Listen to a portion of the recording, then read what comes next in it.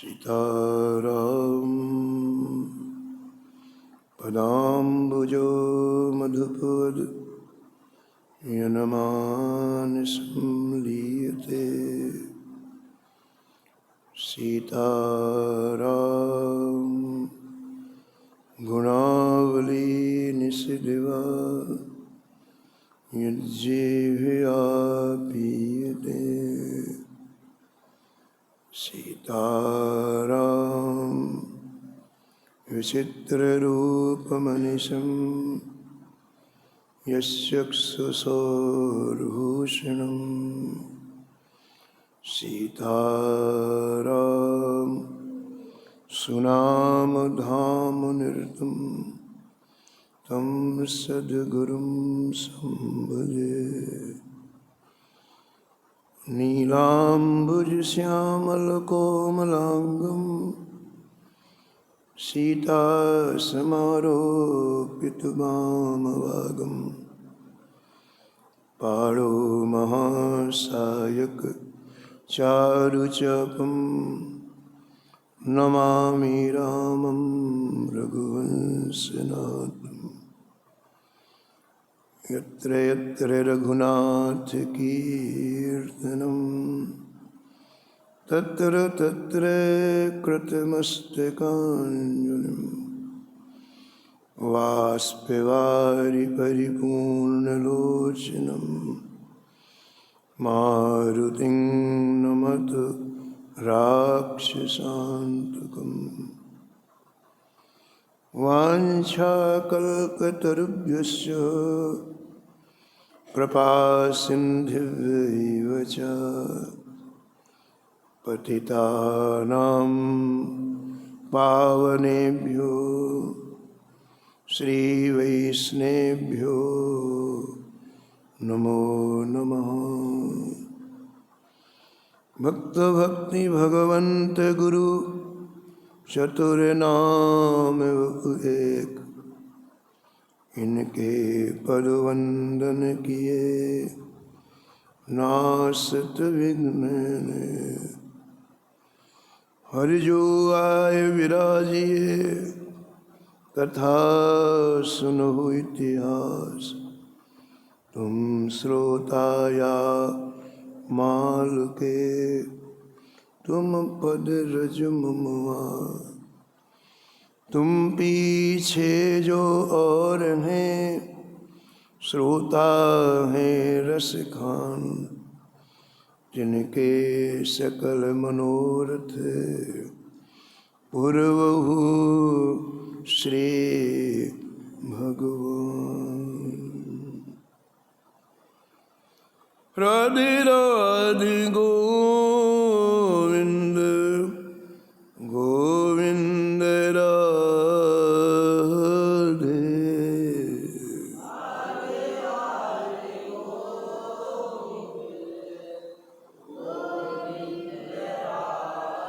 राधे राधे गोविंद गोविंद राधे।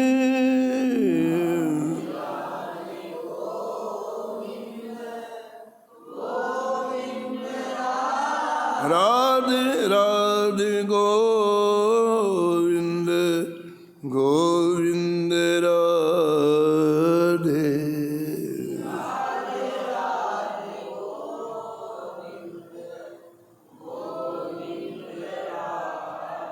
राधे राधे गोविंद गोविंद राधे।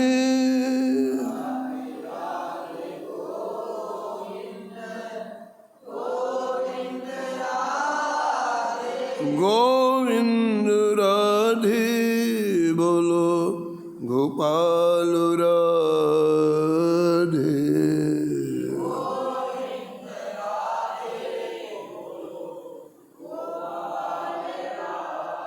गोविंद राधे बोलो गोपाल राधे।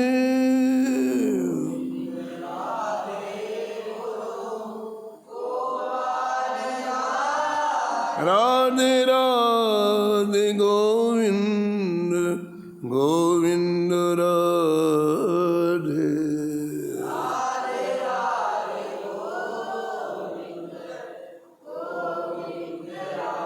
राधे राधे गोविंद गोविंद राधे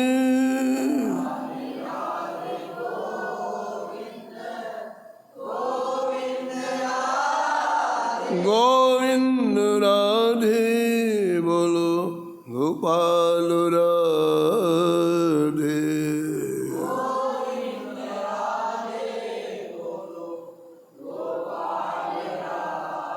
राधे राधे गोविंद गोविंद राधे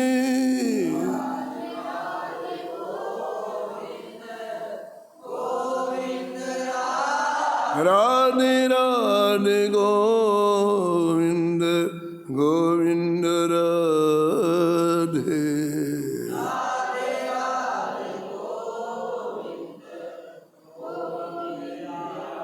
राधे राधे गोविंद गोविंद राधे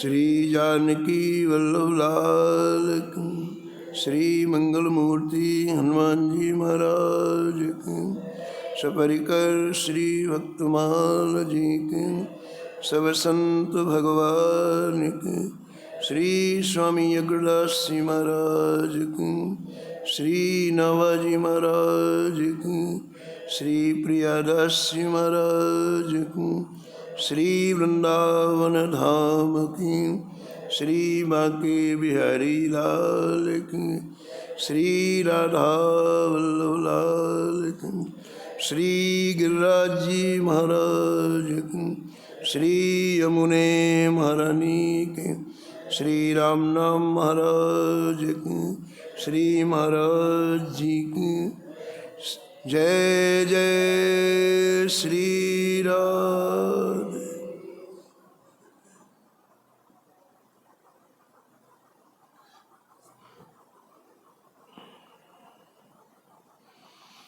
परम धर्म प्रतिपोष को परम धर्म ये सन्यासी मुकुटमणि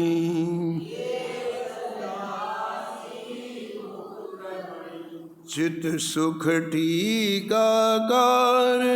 भक्ति सर्वोपरि राखी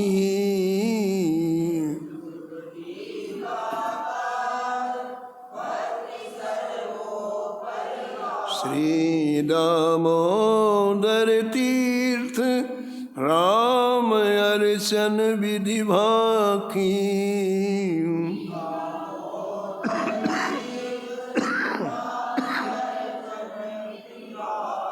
चंद्रोदय हरि भक्ति नरसिंहारण कीनी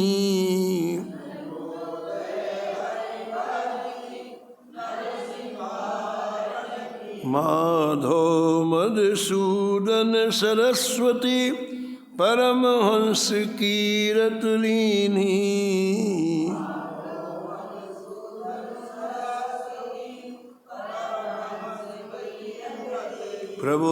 प्रबोधानंद राम भद्र जगदानंद कलयुग धनी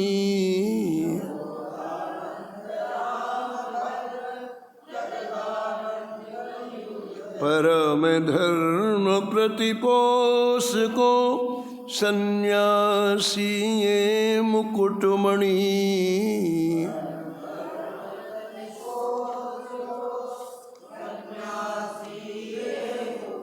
प्रातः स्मरणी परम वंदनी श्री भक्तमाल के रचयिता श्री नाभा गोस्वामी जी इस छप्पे में एक साथ कई सन्यासी महानुभावों का स्मरण किया है और अंत में निष्कर्ष के रूप में कहते हैं कि जिनके नाम इस छप्पे में हैं, करीब 9 नाम हैं, ये सभी के सभी परम धर्म का पालन करने वाले थे। परम धर्म का तात्पर्य होता है श्री प्रभु का साक्षात्कार होना। हमारे मानव जीवन प्राप्त करने के बाद मानव जीवन का जो ध्येय है वो एक ही है, इस देह से हमें अंतिम श्वास के पहले प्रिया प्रीतम युगल सरकार का दीदार हो जाए, उनका साक्षात्कार हो। अगर ये चीज़ हमें प्राप्ति नहीं हुई तो वेद शास्त्र पुराण सब हमारी निंदा करते। संसार की उपलब्धियों को उपलब्धि नहीं माना है संतों ने, वेद ने सब नहीं माना है। एक सामान्य जीवन की प्रक्रिया है जो जिसे प्राप्त करने में हम पूरा जीवन लगा देते हैं, इसे नहीं माना। उपलब्धि इसी को माना है कि मानव जीवन प्राप्त होने के बाद अंतिम श्वास के पहले श्री राधा माधव श्री सीताराम जी का आपको साक्षात, बस। अब आप क्या करते हैं क्या नहीं करते इससे मतलब नहीं, लेकिन ये मानव जीवन का फल है। अगर आप ऐसा नहीं कर पाए तो आपको आत्महत्यारे का दोष लगता है। जैसे व्यक्ति आत्महत्या कर लेता है और जहाँ जाता है वहाँ जाना पड़ेगा, बताओ। जो न तरे भव सागर नर समाज अस पाए, सो कृत निंदक मंदमती आत्मान गति पाए।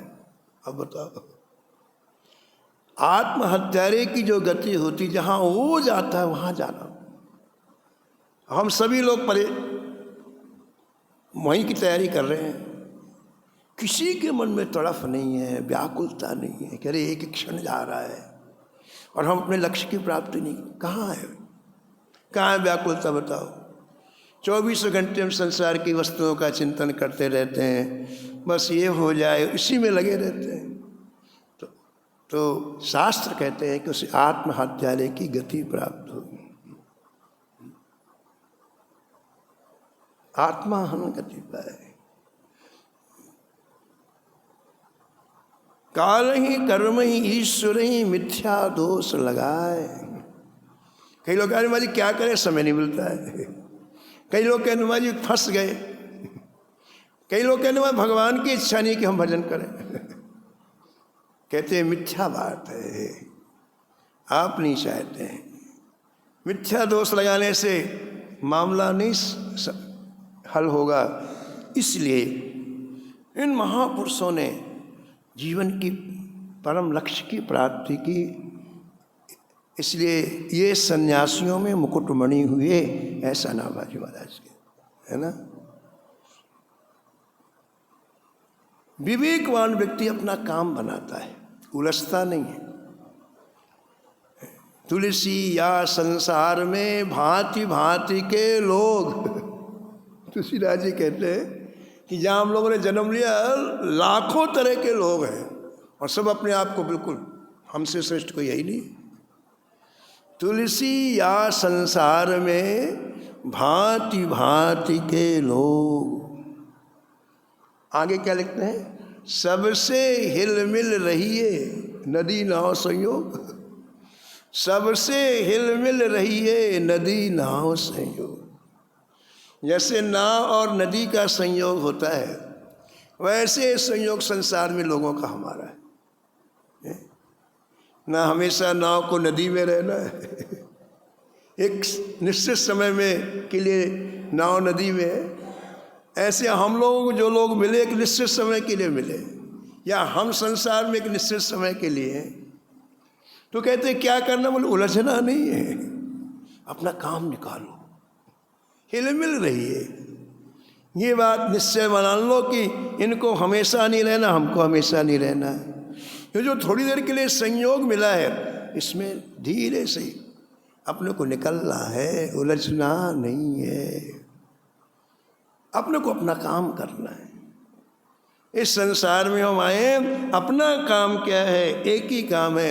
अब हम बार बार जन्म मृत्यु के चक्कर में ना पड़े, इधर मरे उधर जन्मे, फिर मरे फिर जन्मे।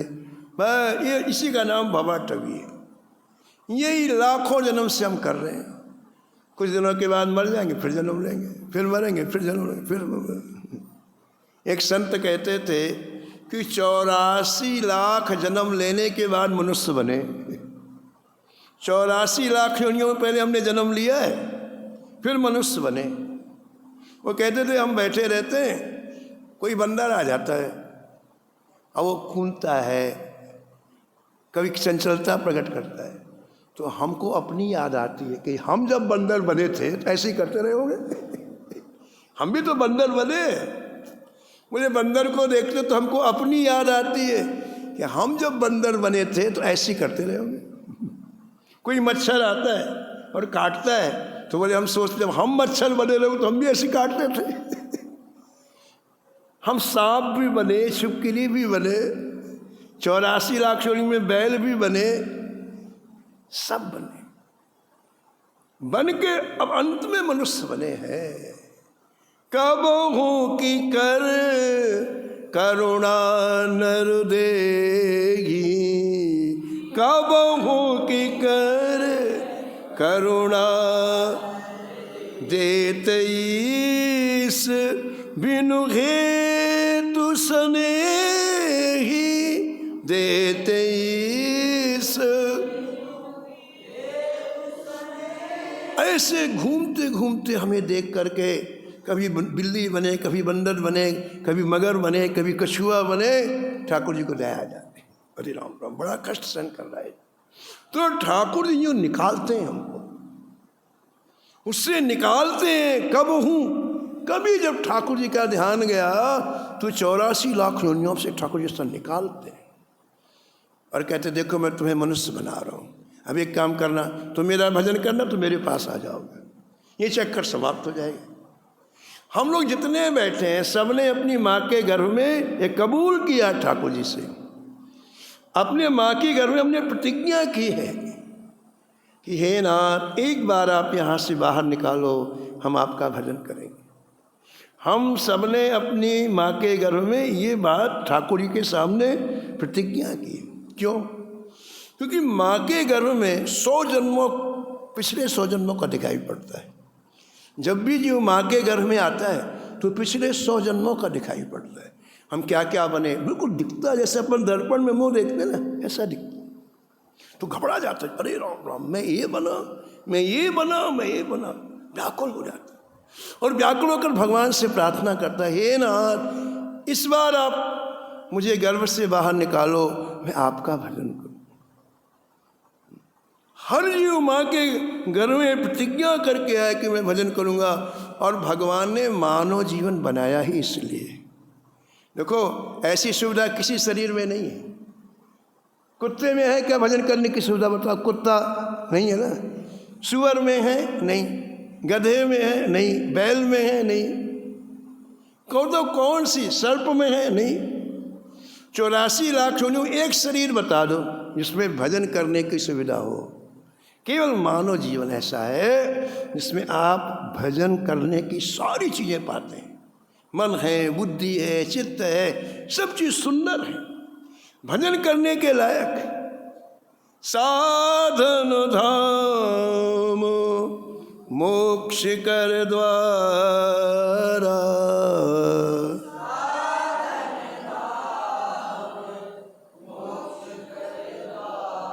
हाँ साधन धाम मोक्ष कर द्वारा,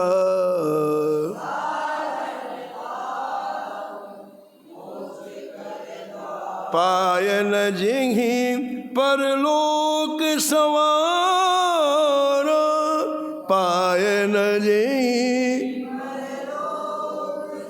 भगवान ने सारी सुविधाएं इस मनुष्य जीवन में दी। अब मनुष्य जीवन प्राप्त करने के बाद यदि आपने भजन नहीं किया तो आगे लिखते हैं गोस्वामी जी, सो परत्र दुख पावई। आपने दुख का समुद्र खड़ा कर लिया। भगवान ने तो कृपा कर ली कि भजन करके मेरे पास आ जाओ, लेकिन आपने उसकी उपेक्षा की। हम कृपा की उपेक्षा करते हैं, है ना। भगवान ने मानव जीवन देके कृपा कर दी कि अब सीधे मेरे पास आ जाओ, लेकिन आपने उसकी उपेक्षा की, फिर उसी गोरख धंधे में लग गए आप। तो कहते हैं आपने अपने लिए दुख का समुद्र उत्पन्न कर लिया। सो परत्र दुख पावई, सिर धुन धुन पछताए। महाराज आदमी इतना पछताता है, ओह मानव जीवन निकल। लेकिन अब पछताए होत का जब चिड़िया चुन गई के, अब क्या होता पछताने से जब मानव जीवन समाप्त हो गया। लेकिन ये शास्त्र कहते हैं कि यदि आपने मानव जीवन की उपेक्षा की, उपेक्षा क्या है, इसका सही उपयोग ना करना। कहाँ जा रहे हो, सब कुल्फी खाने जा रहे हैं, कहाँ जा रहे हो, सब वहाँ पिकनिक में जा रहे हो, ये दुरुपयोग है, ये मानव जीवन का दुरुपयोग। आपके घर में हाथी आए और हाथी को आप झाड़ू पकड़ा दो, बोले बुहारी लगाओ, ये हाथी का उपयोग है कि दुरुपयोग है, बताओ। दुरुपयोग, उतना बड़ा शरीर से काम लो उसके लायक। तो यदि ठाकुर जी की कृपा का आपने दुरुपयोग किया तो कहते हैं बाद में पछताना पड़ेगा। सिर धुन धुन पछताए है, काल ही कर्म ही ईश्वर ही मिथ्या दूर। हम ठाकुर की प्राप्ति के सिवा जो भी कर रहे हैं वो पछताने का काम कर रहे हैं। बाकी चीज़ें और योनियों में हो सकती हैं, 84 लाख योनियों में सबको, लेकिन भगवत प्राप्ति इसी मानव देह से होगी। इसलिए इस मानव देह की प्रशंसा किया सभी देवताओं ने किया। बड़े भाग मानुष तनु पावा,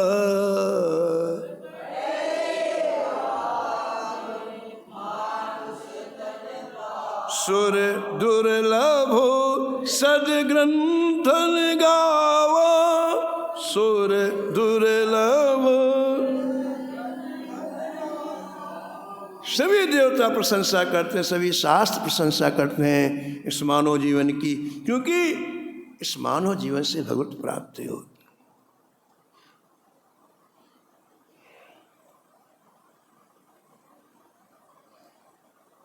तो सीनावा जी महाराज इन 9 सन्यासियों को मुकुटमणि कहते हैं। इन्होंने महाराज सन्यास लेकर भगवत प्राप्ति की, परम धर्म का पालन किया। उन्हीं में श्री प्रबोधानंद जी हैं, जिनका पावन चरित्र आप पिछले कई दिनों से श्रवण कर रहे हैं। श्री प्रबोधानंद जी की सबसे जो दिव्य और रसमय बातें हैं, इन्हें श्री कृष्ण चैतन्य महाप्रभु जी की कृपा प्राप्त हो गई। संत की कृपा प्राप्त होना भगवान का साक्षात अनुग्रह। जब तक भगवान कृपा दृष्टि से आपको नहीं देखते तब तक ऐसे रस में डूबे हुए संत नहीं मिलते। संत विशुद्ध मिलहि परते ही, विशुद्ध यानी रस में डूबे हुए। ऐसे मैंने कहते हैं ये शुद्ध घी है, इसका मतलब अशुद्ध भी होता होगा, अर्थ लगता है ना, नहीं शुद्ध लिखने की क्या जरूरत है। तो विशुद्ध संत कौन है, जो रस में डूबे, कोई बाकी चीज से उन्हें कुछ पतला नहीं, हर रस भगवान के रस में डूबे रहते हैं। ऐसे संत यदि किसी को मिले तो आगे लिखते हैं चितवहीं राम कृपा कर जी। श्री राम जी ने कृपा दृष्टि आपके ऊपर डाल दी, तब उन संत की संधि आपको मिली, बस दूसरा कोई हेतु नहीं है। तो श्री प्रबोधानंद जी को श्री कृष्ण चैतन्य महाप्रभु जी की कृपा प्राप्त। संत की कृपा प्राप्ति, इसका क्या मापदंड है, क्या थर्मामीटर है, बताओ। आपको किसी संत की कृपा प्राप्त हो गई, आप कैसे जानेंगे? उसका एक ही उत्तर है, आपका मन, आपकी बुद्धि, आपके चित्त में श्री ठाकुर जी के लिए उत्कंठा जागृत हो जाए, बस आप समझो संत की प्राप्ति हो गई, संत की कृपा हो गई। आपकी आंखें प्रिया प्रीतम को निहारने के लिए महाराज व्याकुल हो जाए, उनके बिना आपको कुछ अच्छा ना लगे, आपको ऐसा लगे अभी तक का जीवन व्यर्थ में चला गया। श्री ठाकुर जी के बिना हमने जीवन जिया व्यर्थ में, अब हमें जीवन को संभालना है। एक एक पल, एक एक क्षण हमारे जीवन में हर समय श्री ठाकुर जी हमारे सामने रहें। ऐसी प्यास जागृत हो तो समझो कि संत का मिलन हो गया, संत की कृपा हो।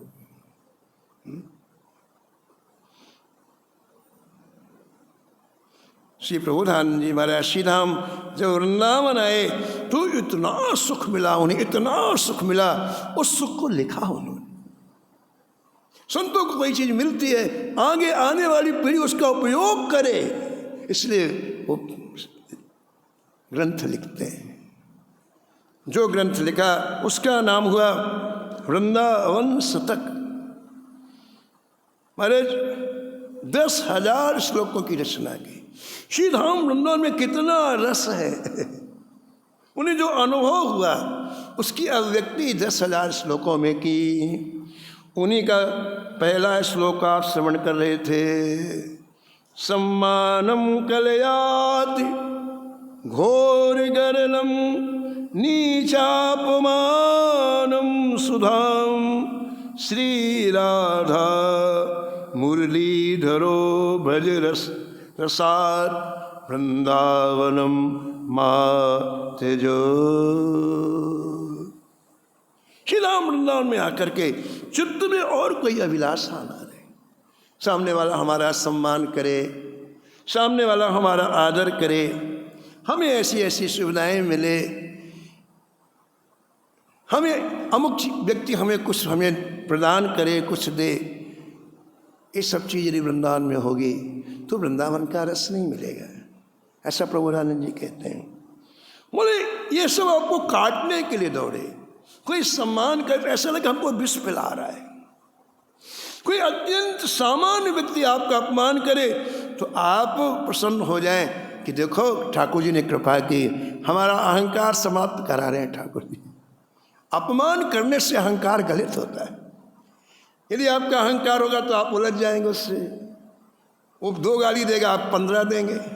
लेकिन यदि आपका अहंकार गलित हो जाएगा तो आप मुस्कुराएंगे कि ठाकुर जी ने कृपा करके भेजा है, इसलिए भेजा है कि हमारा अहंकार गलित। पहले के ज़माने में आपने सुना होगा कि सब संत को भिक्षा मांगनी पड़ती थी, किसी के यहाँ व्यवस्था नहीं थी रसोई की, गैस चूल्हे कुछ नहीं।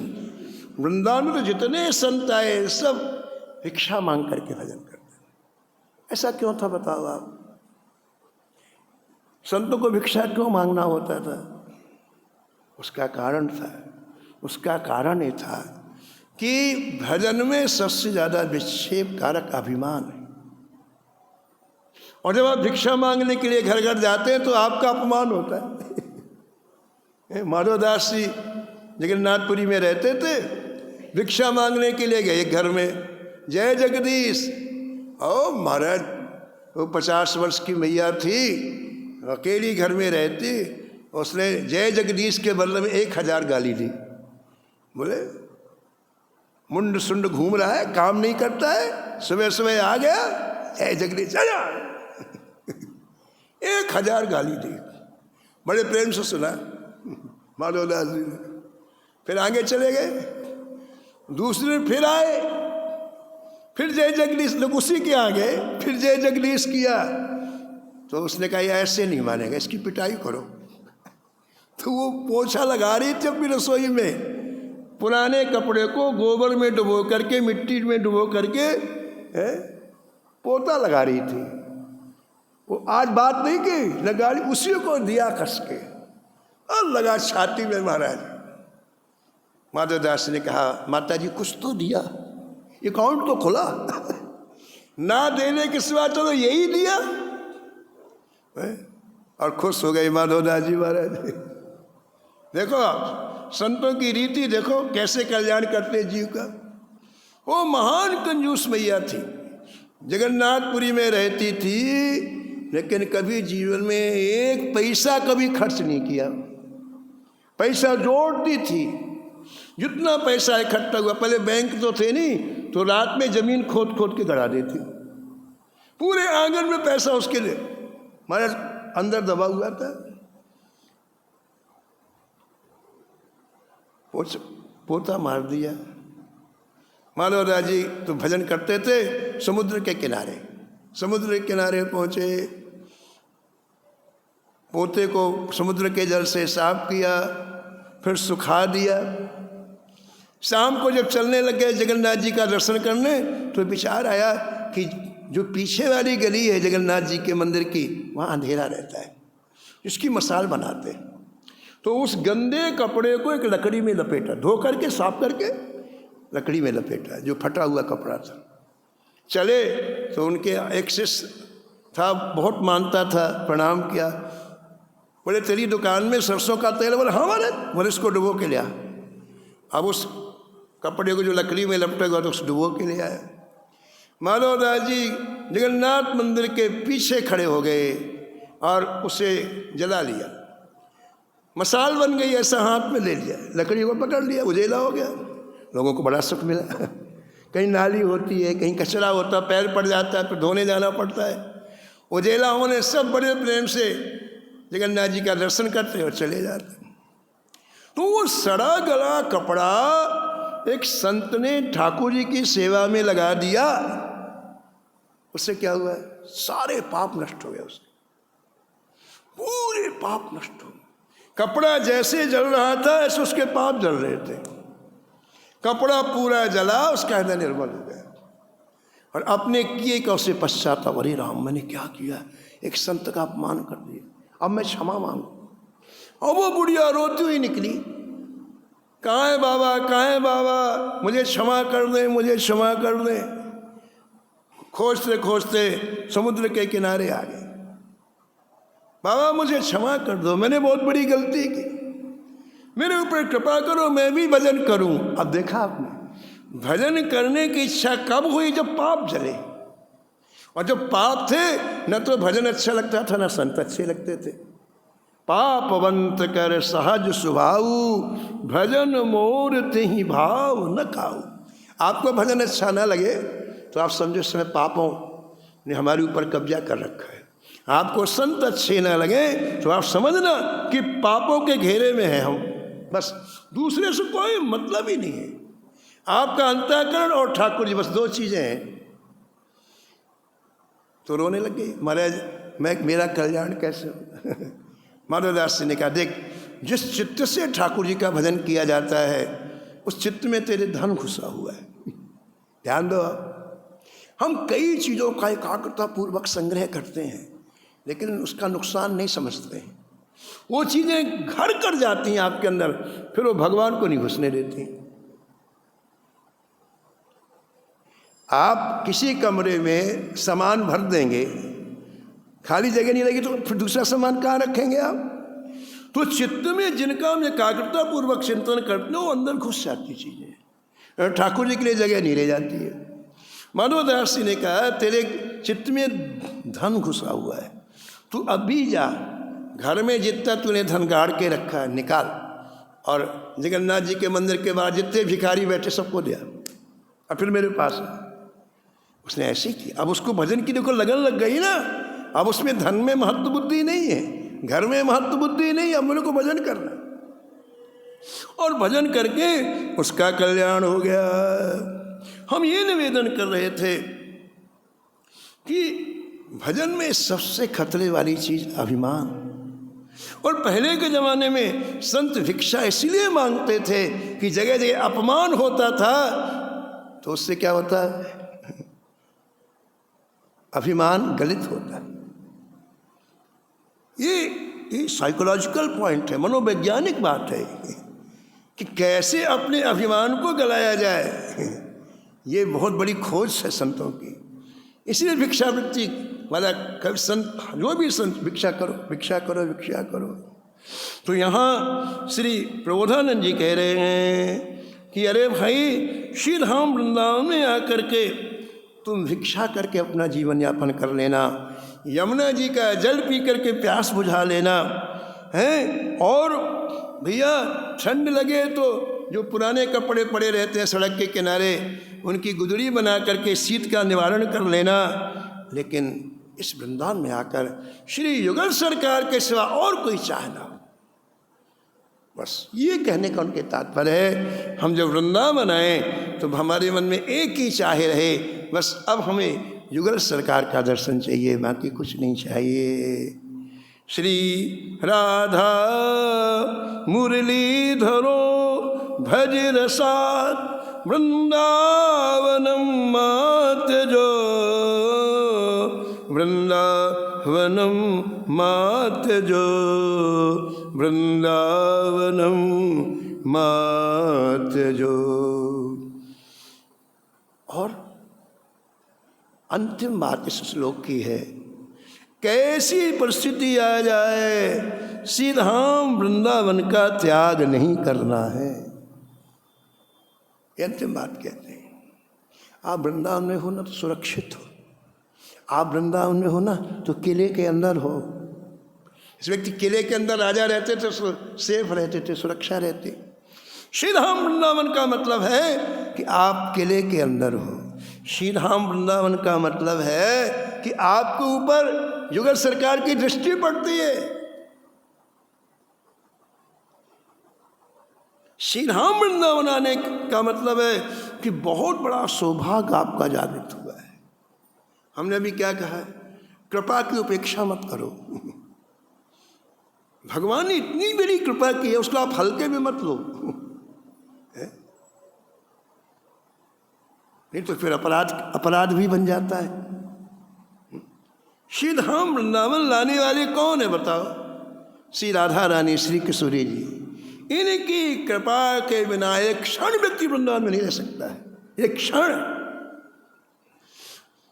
तो कैसी भी प्रतिकूल परिस्थिति आ जाए, वृंदावन का त्याग मत करो। हम क्या बताएं महाराज, कहने में संकोच होता है, लेकिन हरिराम व्यास जी ने ऐसी अद्भुत महिमा वृंदावन की लिखी, अद्भुत। उन्होंने यहां तक लिख दिया, आपको आश्चर्य होगा कि वृंदावन में आने के बाद यदि आपका काम ना चले, प्रतिकूलता ही प्रतिकूलता हो, प्रतिकूलता ही प्रतिकूलता हो, और आपको यह भी करना पड़े कि अपनी बेटी को वैश्यावृत्ति करा करके जीवन निर्वाह करना, ओ करो, लेकिन वृंदावन छोड़ो। कमाल हो गया, चरमोत्कर्ष बिंदु हो गया। कभी ऐसी परिस्थिति भी आ जाए तो वृंदावन का त्याग मत करो। वृंदावनम मात्य जो, इतनी महिमा वृंदावन की। देखो भैया, भगवत प्रेम प्राप्त करने की 3 बिंदुओं का वर्णन जीव गोस्वामी जी ने किया। उसमें पहला, श्री राधा रानी के चरणों में उत्कट अनुराग हो तो प्रेम प्राप्त हो जाएगा। दूसरा, रसिक संतों की प्राप्ति हो जाए तो आपको प्रेम प्राप्त। और तीसरा, कुछ भी ना हो लेकिन शरीर वृंदावन में पड़ा रहे तो प्रेम की प्राप्ति हो जाएगी। ये शरीर वृंदावन की सीमा में पड़ा है, वृंदावन से बाहर ना जाए तो आपको प्रेम की प्राप्ति हो जाएगी। ऐसे वृंदावन का त्याग नहीं करना चाहिए। बंदो श्री वृंदावन धाम,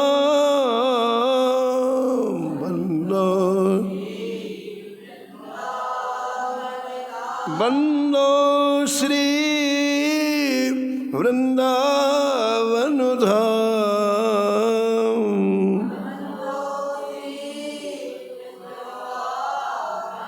ब्रह्मादिक दुर्लभ तिन्हीं को, ब्रह्मादिक,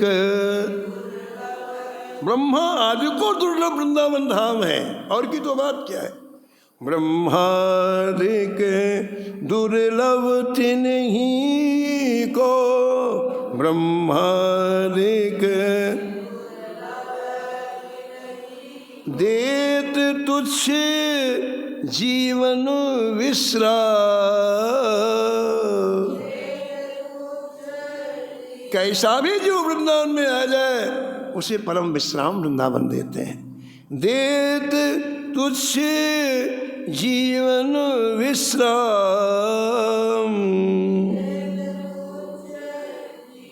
बंदो श्री वृंदावन धाम, बंदो श्री। उद्धव से हरि प्रीतम चाहत, उद्धव से भगवान श्री कृष्ण के सखा उद्धव जी श्री धाम वृंदावन आए तो इतने महाराज यहाँ की रज में इतने प्रभावित हुए कि ठाकुर जी से कहा, हे ठाकुर जी, हे राधा रानी, हमें यहाँ की गुल्म बना दो, छोटा सा पौधा बना दो, हमें मनुष्य शरीर ना मिले, पौधा ही बना दो। क्या करोगे पौधा बन के वृंदावन का? अरे बोले, ये प्रेम से भरी हुई ब्रजांगनाएं जब चलेंगी, जिनकी रज उड़ के हमारे ऊपर पड़ेगी, तो हमें भी प्रेम का कण प्राप्त हो जाएगी। गुल्म बनने को तैयार है, पौधा बनने को तैयार है। उद्धव से हर प्रीतम चाहत, उद्धव से गुल में जन्म लागो अभिरा, लागो अभिराम, वंदो श्री वृंदावन धाम, वंदो श्री बलि बलि जाए कृपा निधि मोको, बलि बलि हम बलहारी हैं। जिस वृंदावन में 8 याम ठाकुर जी रसमयी लीलाएं करते हैं, वो वृंदावन हमें दिया। बलि बलि जाए कृपा निधि मोको, बलि बलि जाए लाड लड़ावत 8 याम, लाड बंदो श्री वृंदावन धाम, वंदो श्री वृंदावन धाम, श्री वृंदावन धाम की जय। तो पहले श्लोक में श्री धाम वृंदावन की अद्भुत महिमा का वर्णन श्री प्रबोधानंद जी ने किया है, और दूसरे श्लोक में बहुत जोरदार बात कहते हैं। सबसे पहले तो कहते हैं, अरे भैया, भ्रातस्ते कि मुनिश्चयेन विदिता स्वस्यांत काल किमु। भ्रातस्ते, अरे भैया, मैं एक बात तुमसे पूछना चाहता हूँ, क्या तुम्हें पता है कि तुम्हारा अंतकाल कब होगा? किसी को पता है? नहीं पता। किसी को पता नहीं है कि हम जो श्वास ऊपर ले रहे हैं वो बाहर आएगी कि नहीं, किसी को भी। तो पूछ रहे हैं प्रबोधानंद जी, अरे भैया, क्या तुम्हें पता है कि तुम्हारा अंतकाल कब आएगा? दूसरी बात पूछते हैं, अरे भैया ये बताओ, क्या तुम बलवान मृत्यु को रोकने में समर्थ हो? वो क्या बताओ? मृत्यु की आंधी आती है तो महाराज उस प्रवाह में कोई नहीं बचता, कोई नहीं बचता। महाराज जी सुनाते थे, श्रीमद राधा जी महाराज, कि मार्कंडे जी की आयु 11 वर्ष की थी। जब उनके पिता ने कहा, बेटा तुम्हारे जीवन का ये अंतिम समय है, तो बड़े हर्ष से बोले, पिताजी चिंता की क्या बात, मैं अभी जाके भजन करके मृत्यु को जीतूंगा। और मार्कंडे जी पिता को प्रणाम करके जंगल में चले गए। एक टूटा फूटा शंकर जी का मंदिर था, वहां बैठ गए। ठीक समय में मृत्यु आई। मृत्यु नहीं रोकेगी भैया, बिल्कुल ठीक 11वां वर्ष पूरा हुआ और सामने काल दिखाई पड़ा महाराज। तो काल का वर्णन करते थे श्री महाराज जी, मथुरादास जी महाराज, बोले काल के 6 पैर होते और 3 सिर होते हैं। बड़ा भारी भयानक रूप काल का होता है। वो वहां खड़ा हुआ, मार्कंडेय का ये वाला किधर है, बड़ी कठोर गर्जना करते हुए बोला। तो इन्होंने देख के कहा, नहीं आऊंगा। तो काल बोला, नहीं जानता मैं कौन हूं? काल हूं काल। ये गंगा की रेती के जितने कण उतने ब्रह्माओं को खा चुका हूं। ब्रह्मा को, ब्रह्मा की कितनी बड़ी आयु होती है। काल बोलता है कि ये जो रेती के कण पड़े इतने ब्रह्माओं को मैं खा चुका हूं। तो क्या आप मृत्यु को रोकने में सामर्थ हैं? बताओ, नहीं है। ये प्रश्न कर रहे हैं प्रबोधानंद जी। बड़ी एक विचित्र कथा आई महाराज जी। पूज्य श्री प्रभुदत्त ब्रह्मचारी जी सुनाते थे कि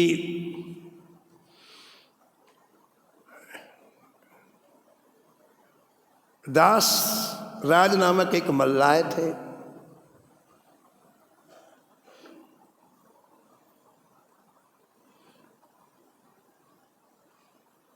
उन्होंने मछली के पेट से निकली हुई कन्या जिसका नाम सत्यवती था उसका पालन पोषण किया।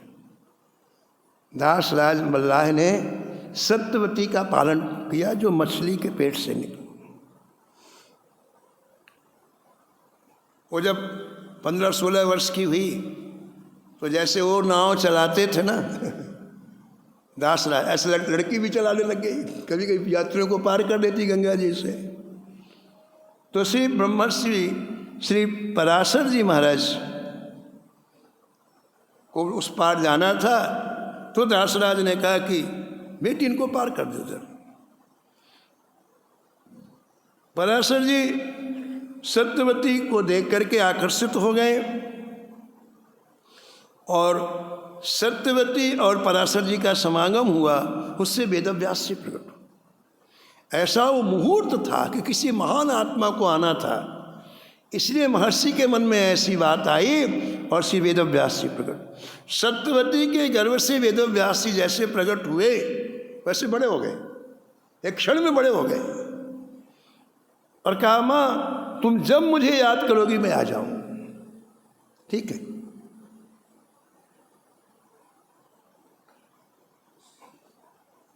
तो दासराज एक बार अपने घर में बैठे बैठे सोच रहे थे कि मरना पड़ेगा। तो बड़ा डर लगा, अरे मरना पड़ेगा। बड़ी व्याकुल हुए कि हमारी मृत्यु ना हो, कोई उपाय करें हमारी मृत्यु ना हो। संयोग ऐसा नारद जी आ गए। नारद जी के पैर पकड़ लिए दासराज जी ने।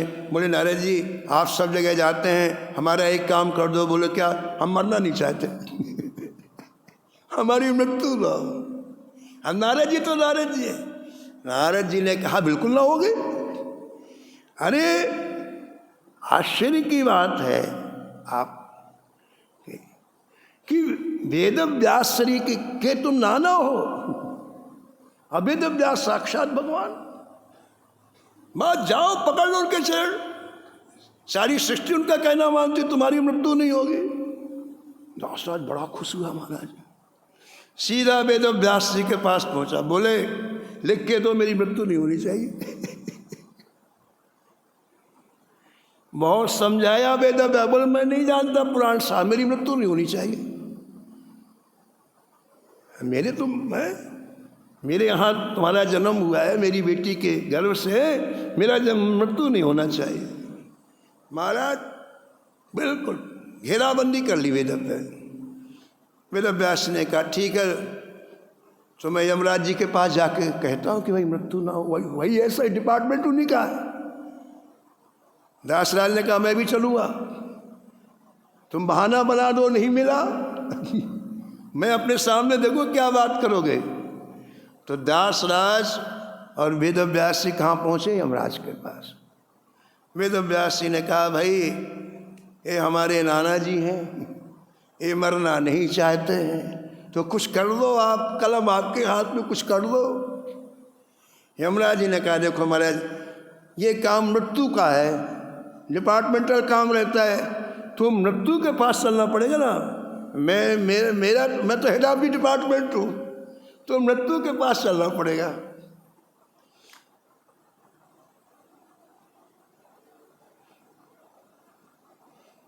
तो आप मृत्यु के पास जाओ। जब वेद व्यास जी बोले ठीक है, तो दासराज नाना जी बोले नहीं यमराज को भी ले चलो, शायद कहीं दस्तखत बनाना हो तो फिर कौन वापस आए, इनको भी ले चलो। अब यमराज जी और वेद व्यास जी पहुँचे मृत्यु के पास।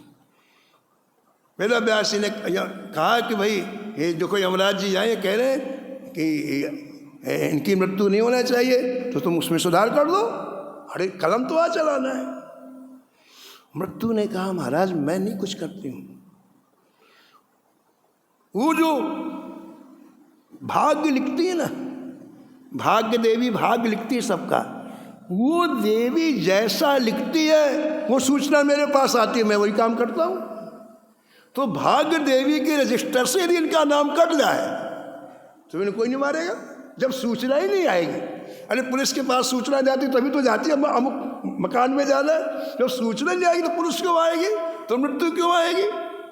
तो जो भाग्य लिखती है, हाँ भाग्य देवी यदि रजिस्टर से नाम काट दे तो मृत्यु नहीं होगी। तो वेद व्यास जी बोले ठीक है, तो बोले तुम वहाँ जाओ। अरे दासराज ने कहा इन दोनों को ले चलो, यमराज को मृत्यु को भी ले चलो, शायद कोई वहाँ कुछ करना हो तो फिर बाद में बोले उसके पास चलो। तो मृत्यु भी चले और यमराज भी चले और वेद व्यास जी भी चले, भाग्य देवी के पास पहुँचे।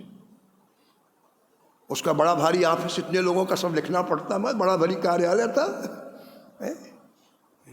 जैसे पहुँचे और कहा वेद व्यास जी ने कि भाई इनका नाम रजिस्टर से काट लो, इनकी मृत्यु नहीं होने नाना जी है। तो भाग्य देवी ने कहा कि मैं रजिस्टर खोल के देखती हूँ, तभी तो काटोगी ना। अरे जहाँ नाम लिखा तो वहीं तो काटना पड़ेगा। तो भाग्य देवी ने रजिस्टर खोला, हर व्यक्ति का पन्ना अलग अलग है भैया। तो भाग्य देवी ने रजिस्टर खोला वेद व्यास जी का।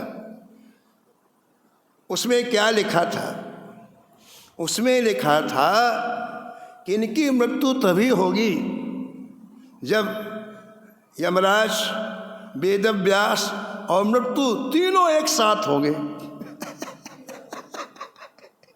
बताओ इनकी मृत्यु कब होगी, जब तीनों एक साथ होंगे, यमराज, वेद व्यास और मृत्यु। उन्होंने कहा अरे इसमें तो ये लिखा है, और वही नाना जी लुढ़क गए। नाना जी लुढ़क गए।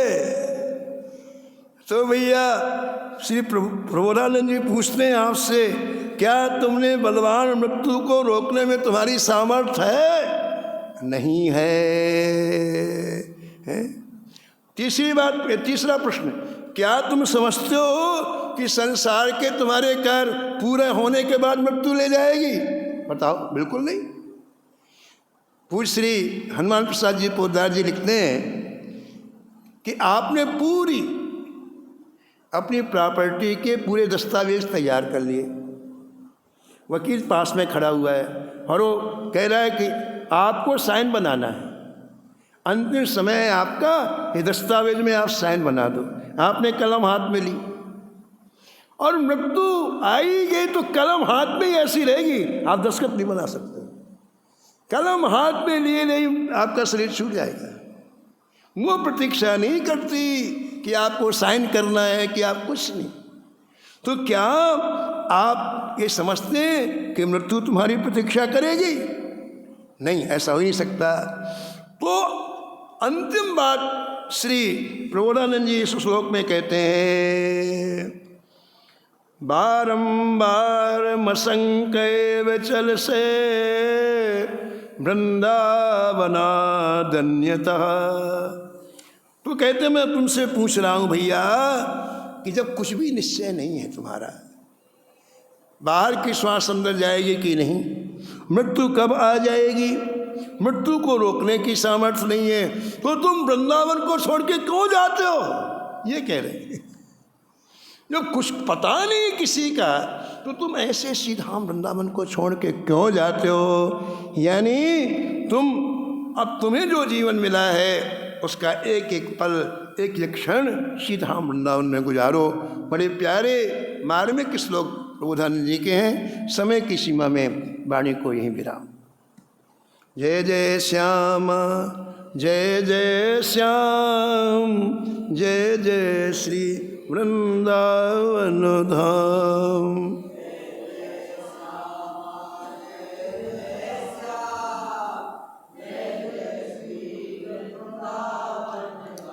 नमो नमो श्री भक्त सुमन,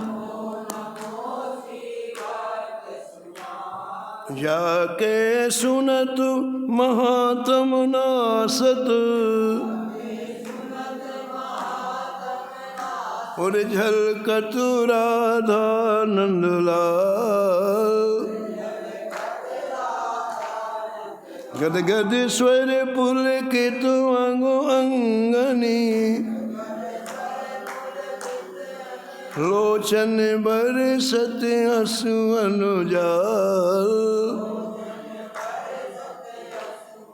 उतर जातो अभिमान व्याल विष, लेत जीवाय सुरस तिहि काल। होत प्रीत हरि भक्त जनन सो,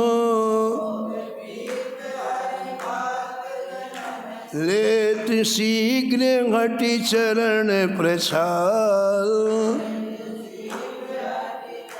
तजत कुसंगुले तो सत संगति, जय जय भाग जगत को अद्भुत भाल। निशिवासर सोवत अरु जागत, रोम रोम हुए करत निहाल।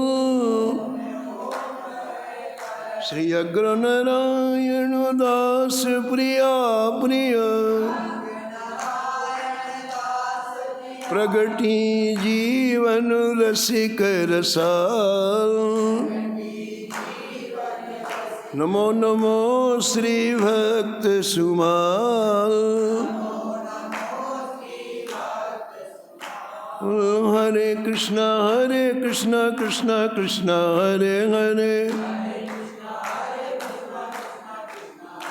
हरे राम राम राम हरे हरे। हरे कृष्णा कृष्णा कृष्णा हरे हरे,